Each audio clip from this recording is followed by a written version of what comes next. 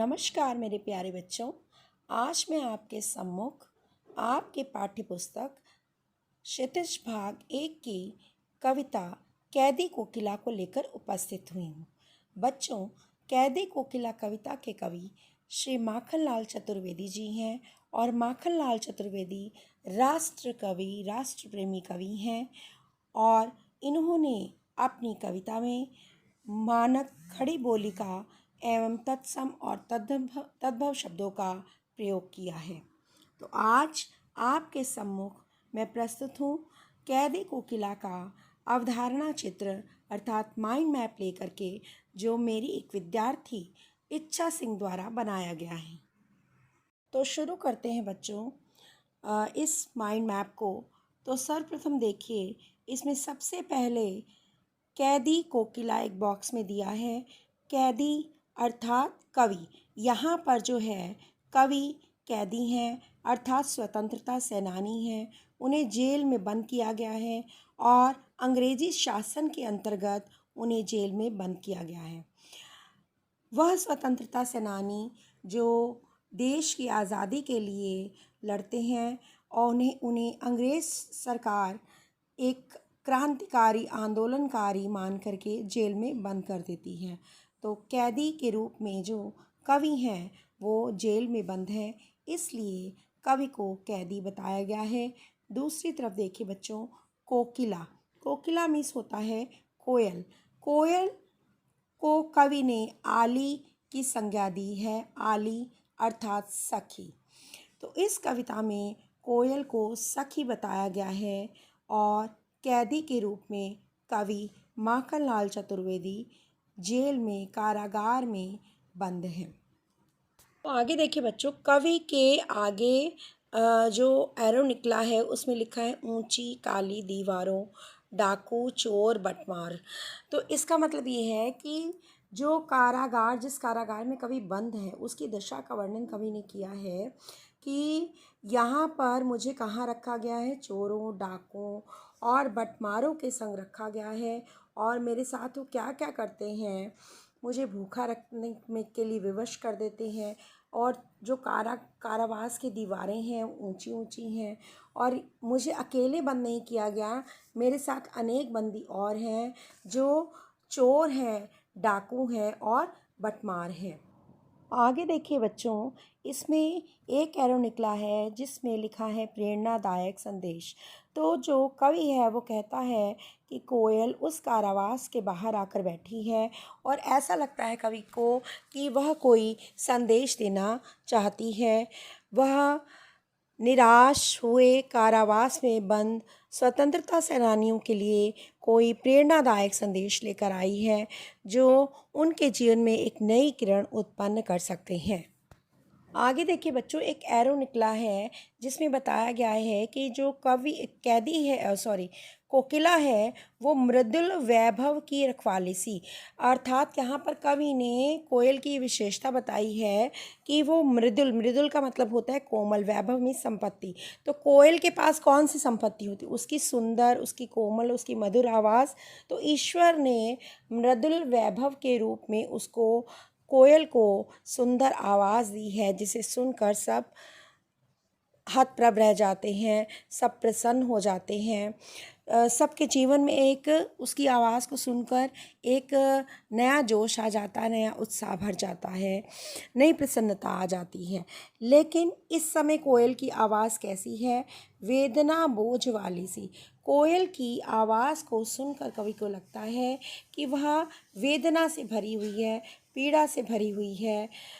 अर्थात कवि ये कहता है कि कोयल की भी आवाज़ में वेदना है, पीड़ा है। किस लिए पीड़ा है? इस अंग्रेजी शासन के द्वारा किए गए अत्याचारों को देखकर वह भी दुखी है, इसलिए कोयल की आवाज़ में वेदना है। आगे देखिए बच्चों, एक एरो निकला है जिसमें लिखा है काल कोठरी कमली टोपी लोह श्रृंखला।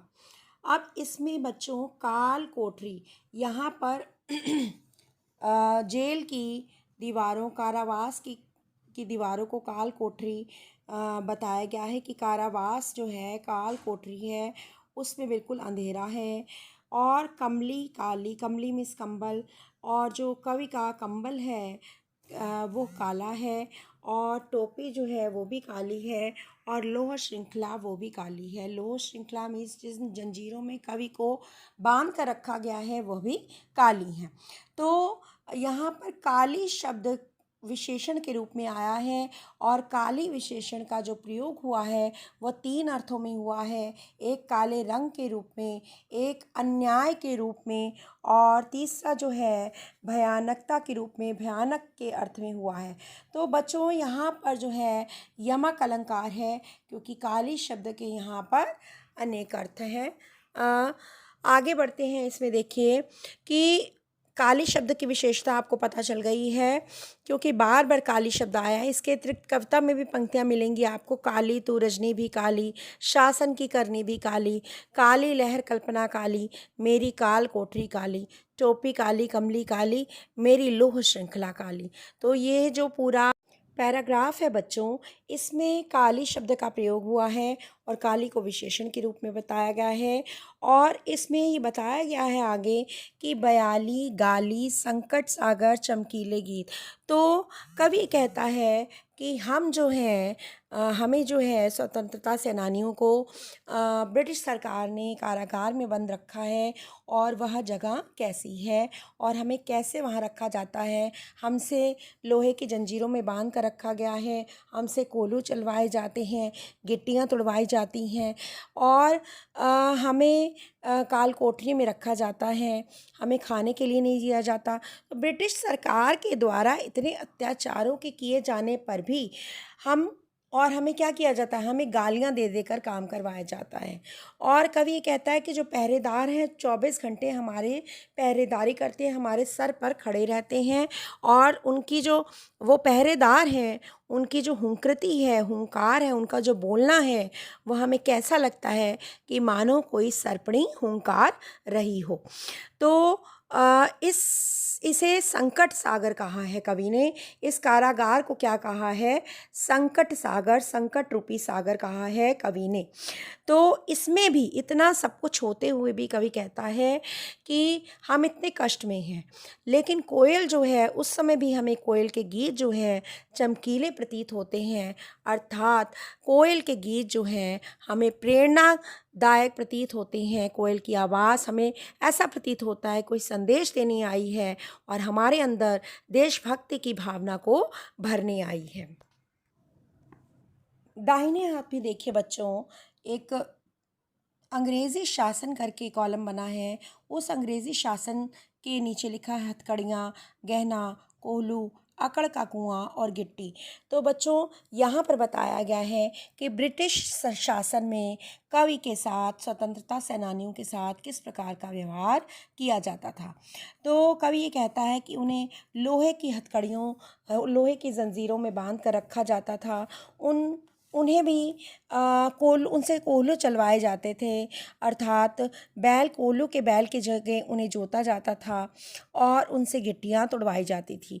बीच में देखिए बच्चों गहना शब्द आया है। तो कवि ने कहा है कि ये हथकड़ियाँ जो हैं, जो ब्रिटिश सरकार ने हमें दी हैं, पहनाई हैं, वह वास्तव में हथकड़ियाँ नहीं, वह हमारे लिए गहने के समान हैं, क्योंकि वह जो हैं हथकड़ियाँ हमने अपने देश की स्वतंत्रता के लिए पहनी हैं, इसलिए कवि ने उन्हें गहने आभूषण की संज्ञा दी है। आगे देखिए बच्चों, इसमें आया है अकड़ का कुआं। तो कवि ये कहता है कि हम चुपचाप हंसते हंसते इन सभी कष्टों को सह रहे हैं।